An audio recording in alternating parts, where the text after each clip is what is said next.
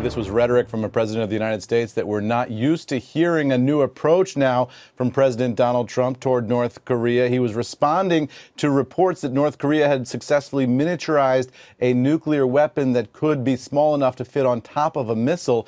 Here's what the president said in Bedminster, New Jersey yesterday.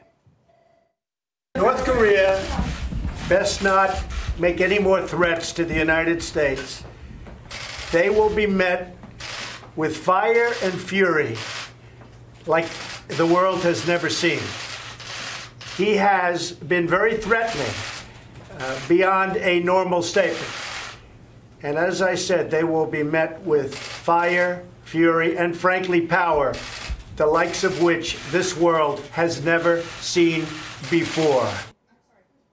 So fire and fury there from the President of the United States. Here's what he was responding to reports in the Washington Post first and then confirmed later by NBC News that the U.S. intelligence community has assessed that North Korea has successfully miniaturized a nuclear weapon that would be small enough to fit on a missile. It's a key milestone of nuclear capability, but it doesn't mean that the North Koreans have a nuclear-capable ICBM. The reentry technology is also a tricky piece of this. It's not clear that they've mastered that, but they did achieve miniaturization sooner than had been expected by analysts. In response to the president's comments, the North Koreans issued a statement of their own, in part threatening Guam. The North Koreans saying the Korean People's Army Strategic Force is now carefully examining the operational plan for making an enveloping fire in the areas around Guam with medium to long-range strategic ballistic rocket Hwasong-12 in order to contain the U.S. major military bases on Guam,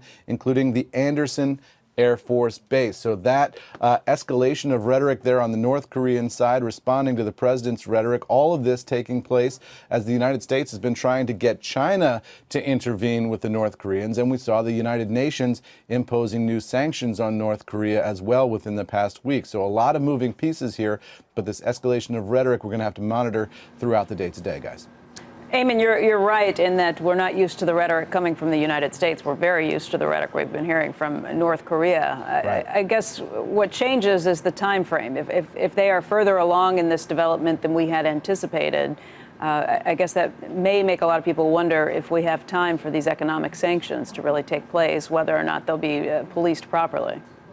Well, that's right. And the question is the role of China in all of that. Remember, North Korea and China, of course, sharing that border. And the question is, will China enforce the sanctions? And also, will they police some of the black market activity that's going on that allows North Korea to finance this nuclear program? This is a country that is pretty much isolated from the rest of the world, but still manages to get some revenue in from global trade. Will that be the way to solve this if China can tighten the screws on that?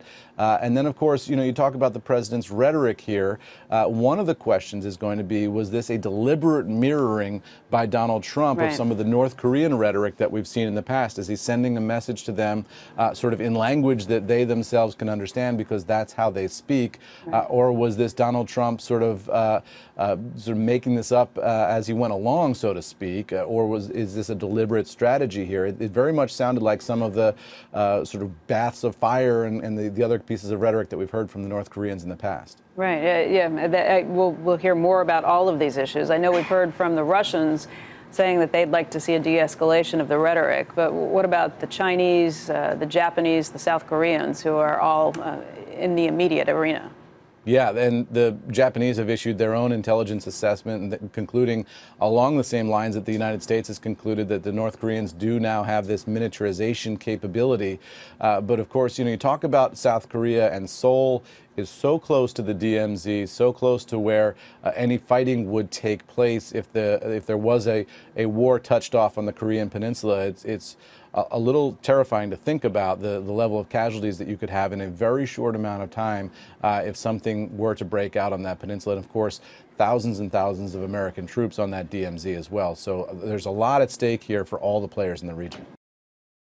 Hey there, thanks for checking out CNBC on YouTube. Be sure to subscribe to stay up to date on all of the day's biggest stories. You can also click on any of the videos around me to watch the latest from CNBC.